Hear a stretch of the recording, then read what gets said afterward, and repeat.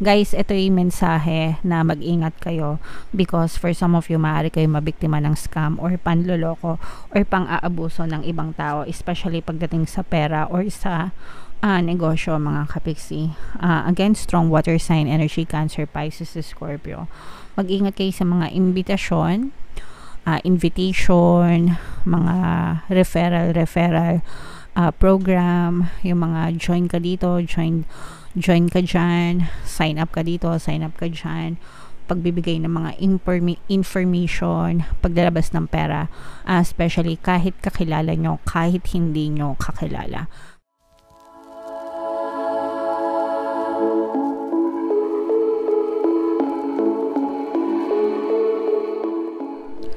Hello guys, hello Capricorn, welcome back to Pinoy Pixie Tarot. Ang pamagat ng ating episode for today is mid-month kapalaran para ngayong November 16 to 30 para sa Capricorn, Sun, Moon, Rising, Sign, and Venus. General reading lang mga kapiksi, pwede mag-resonate, pwedeng hindi. Combination ng positive and negative energy. So, unahin natin itong mga mensahe sa inyo, mga kapiksi, para ngayong November 16 to 30. So, ito yung mga messages for you right now, guys. Alright. So, yung first message natin, mga kapiksi, we have source energy or source message. Ibig sabihin nito, guys, is looking for that source of inspiration na maaari natin magamit sa ating buhay.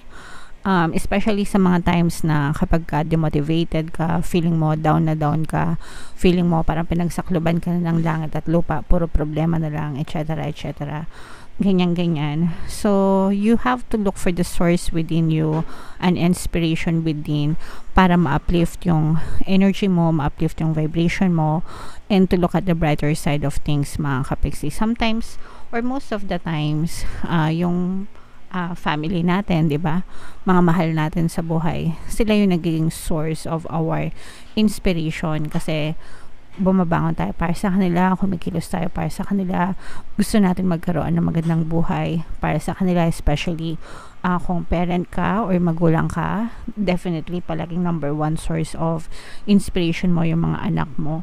Pero if not naman, kung hindi ka naman magulang, you can always find inspiration, mga kapiksi. Ang importante is magbigay siya sa'yo ng some kind of source of strength to keep you motivated, to keep you going, para hindi ka masyadong manega sa buhay mo. Alright? And another message for you guys is yung memory. Everything is just a memory because everything has already happened in the past, okay? Lahat ng nangyari sa atin, tapos na. Even yung nangyari 5 minutes ago, 1 second ago, it's all in the past, okay? Hindi na yun mababalik sa atin. And kahit tao pa yan na nawala sa atin or mga circumstances, mga pagkakataon, mga opportunities, ganyan, or experiences, everything is in the past. So, nasa sa atin na lang yun. Kung negative, dapat alam nyo yun, kalimutan na natin, mag-move on na tayo. Kung positive naman, there's always a positive side sa lahat ng nangyari sa buhay natin. Even yung mga, let's say for example, nagkaroon ka ng kaaway, once upon a time, bago kayo naging magkaaway, it's either magkaibigan kayo or magkakalala kayo in good terms. So, ang baunin mo na lang is yung memories ng magagandang alaala, hindi yung mga pangit, hindi yung mga masasakit sa dibdib or sa kalooban, okay? Kapag nirelieve nyo yung mga negative memories na yon, there's a high chance na maaaring maulit siya sa'yo in the future. Pero kung i-relieve mo yung mga happy memories, there's a high chance na ma-relieve ulit siya or maulit ulit siya in the future. So, anong memory yung gusto mong maulit? Yung pangit or yung maganda? Syempre yung maganda, 'di ba? So, palagi tayong mag-focus dun sa mga gusto natin, even sa memories, guys. Alright? And childhood, this is being innocent, mga kapiksi, no? Lahat tayo, we have an inner child within us. Sometimes, may pagkaisip bata tayo in a good way, not in a bad way. So, yung mga good way na pwede nating paggamitin yung pagiging isip bata natin na makakatulong sa atin is pinaka the best dito is yung imagination. Di ba yung mga bata magagaling silang mag-imagine and they never lie. So, magagamit din natin yon. Unang-una, yung hindi pagsisinungaling. Pangalawa, yung power of your imagination to create the life that you want. Okay? Kasi, whatever you imagine, whatever you perceive to be true in your mind will always be pushed out in your reality. Di ba yung mga bata kapag naglalaro sila, para silang may mga imaginary friends, ganyan, sa imagination nila na nakikipaglaro sila, ganyan, kunwari, luto-lutuan, ganyan, or kung ano man yung mga nilalaro nila ng mga nilalaro natin or nilalaro ng mga bata, 'di ba? So malawak yung kanilang power of imagination. And in our case as adults, magagamit natin 'yon para i-create yung life na gusto natin. So kung gusto mong tumira sa magandang bahay, imaginein mo na nakatira ka sa magandang bahay. Ganun lang kasimple. Use your childlike vision or imagination to create the life that you want. Alright? Okay. So, yan ang mga mensahe para sa inyo, Capricorn, ngayong November 16 to 30. Comment down below, guys, if feeling nyo naka-resonate kayo dyan. So, dito naman, hahanapin natin yung energy ng Capricorn. Habang sinashuffle ko to, guys, panoorin nyo muna tong video natin regarding sa ating paano mag-manifest ng abundance video course. Kapiksi, sawa ka na ba sa mga struggles at hirap sa buhay mo? Masipag ka ba at masikap sa buhay ngunit hindi ka pa rin umaasenso? Ilang beses ka na bang nag-attempt magnegosyo at mag-invest pero palagi ka pa rin nalulugi? Sa pagkakataon na ito ay maaaring may subconscious beliefs ka na nagiging balakid sa iyong pag-unlad at pagyaman. Introducing, paano mag-manifest ng abundance video course. Dito ay matututunan mong ma-overcome ang mga balakid mo para tuluyan ka ng umunlad, umasenso, sumagana, maging matagumpay, successful at maswerte sa iyong kabuhayan, pera, trabaho, negosyo, salapi at kaperahan ng bonggang-bongga. Dali, mag-send na ng email sa pinoypixitaro@gmail.com at simulan na ang iyong pagyaman ngayon. Alright, so gusto mo bang yumaman? Kapiksi, kung gusto mong yumaman, umunlad at umasenso ng bonggang-bongga, mag-avail ka na ng course kasi sobrang ganda talaga yan, guys. And good news, no, dahil malapit na ang Pasko, extended ang ating sale until November 30. Magbibigay ako, guys, ng 10% discount sa lahat na mag-avail ng course. Kaya mag-avail na kayo, guys, habang may sale tayo. Meron din tayong email coaching, manifest your desires using the law of attraction. If meron kayo mga specific na gusto nyong i-manifest, pwedeng love and relationship, pwedeng money or career, guys, pwede kayo magpabook ng email coaching session with me. Mag-send lang kayo, guys, ng email sa pinoypixitaro@gmail.com. So, Capricorn, guys, kayo ay na-represent ng Queen of Pens sa ating spread. Meron din tayong presence dito ng water sign, Cancer, Pisces, Scorpio.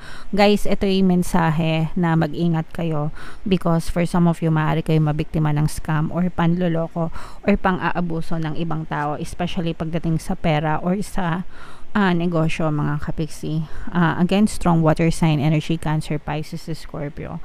Mag-ingat kayo sa mga invitation, mga referral program, yung mga join ka dito, join ka dyan, sign up ka dito, sign up ka dyan, pagbibigay ng mga information, paglalabas ng pera, especially kahit kakilala nyo, kahit hindi nyo kakilala, because baka ma-one time, big time kayo nito, mga kapiksi, and kapag kayo ay naloko, talagang magiging masakit ang epekto nito sa inyong kalooban. For some of you, maaari kayong makaranas pa ng depression, especially if that person is somebody na talagang pinagkakatiwalaan nyo. Okay? Pinagkakatiwalaan nyo.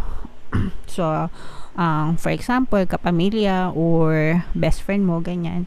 Tapos parang, hindi naman sa pwede kasing naloko din sila, no? Pwedeng na-invite lang din sila, naloko sila, tapos in-invite lang din kayo, naloko kayo. May mga ganun kasi.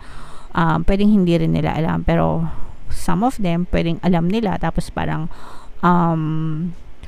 tawag dito, may intention talaga sila na maloko kayo or lokohin kayo. So, again, guys, kahit kakilala nyo, kahit hindi nyo kakilala, always kayo mag-ingat sa paglalabas ng pera. Timbangin yung mga pros and cons, mga kapiksi. yung mga benefits, advantages, disadvantage, and make sure na mag-check kayo ng legitimacy, authenticity ng mga pinapasok nyo, especially pagdating sa larangan ng investment. Ang reason nito guys, no, kung bakit yung iba parang kakagat is because parang maganda yung pitch nila, yung sales pitch nila, na kapag naglagay ka ng ganitong halaga after 1 year, 2 years, magpe-pension ka na lang. Uso yan na guys, uso yan ngayon. Naririnig ko lang, parang magpe-pension ka na lang, kikita ka ng ganito, ganyan, ganyan. So, too good to be true, mga kapiksi. And yung iba sa inyo, parang nagsasawa na kayo sa hard work, pero parang wala kayong nakitang pag-undag at pag-asenso. Kaya yung iba sa inyo gustong mag-join sa mga ganitong klase ng investment. So, wala pa rin tatalo sa hard work, mga kapiksi, at least for me. Because law of compensation is always working, plus sabi mo pa ng law of attraction, talagang madali lang umasenso kapag masipag ka and sinasabayan mo ng positibong mental diet. Pero yung iba gusto nila na shortcut sa success, sa pagyaman, kaya marami pa rin nabubudol, marami pa rin na-scam. So imbis na kumita, lalo pang nawalan ng pera. Okay? Especially now guys na November, December, maraming pera yung mga tao. So, asahan nyo na marami ding scammers. Kasi bigayan ng bonus yan no? Yan yung time na maraming pera yung mga tao, bigayan ng bonus. Kaya mag-ingat kayo sa mga transactions. Mas mabuting magsikap pa rin kayo sa inyong pagtatrabaho, pagsisipag, kahit mabagal, at least merong pumapasok.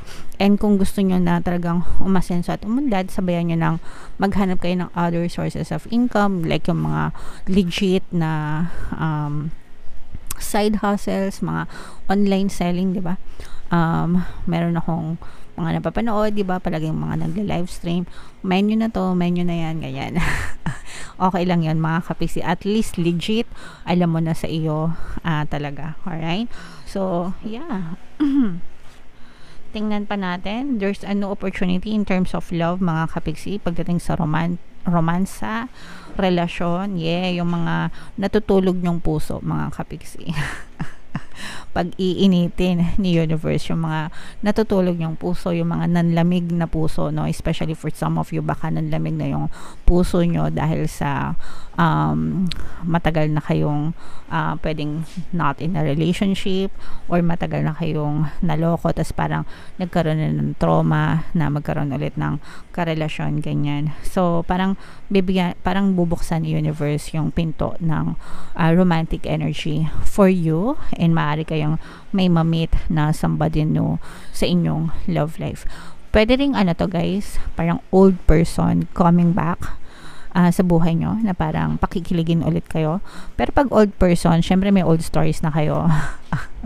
Alam nyo na yung mga kalikoy ng bitukan nila. So nasa sa inyo na lang kung gusto nyo ulit sumakit yung ulo nyo or hindi, diba? It's your choice, mga kapiksi. Again, it's your love life. As long as, i-focus nyo yung inyong attention sa magandang story pagdating sa love life, pwede nyo ma-experience yung harmonious na relationship, mga kapiksi. Alright? Okay, so yeah. Yan ang kabuuan ng iyong reading, Capricorn, para ngayong November 16 to 31. Comment down below guys if naka-resonate kayo. And itong new love connection guys, i-mind nyo na to, no? Mind new love, mind new relationship, sa mga gusto talaga maka-attract ng relationship, kasi yan talaga yung bago na nakikita natin para sa inyo ngayong November 16 to 30. Alright? Ito yung ating Money 2024 kapalaran guys. Kung hindi nyo pa napapanood, panoorin nyo na. Super nice, super ganda, and ito naman yung ating success stories ng paano mag-manifest ng abundance video course. Thank you for liking, sharing, and subscribing, mga kapiksi, and see you again next time.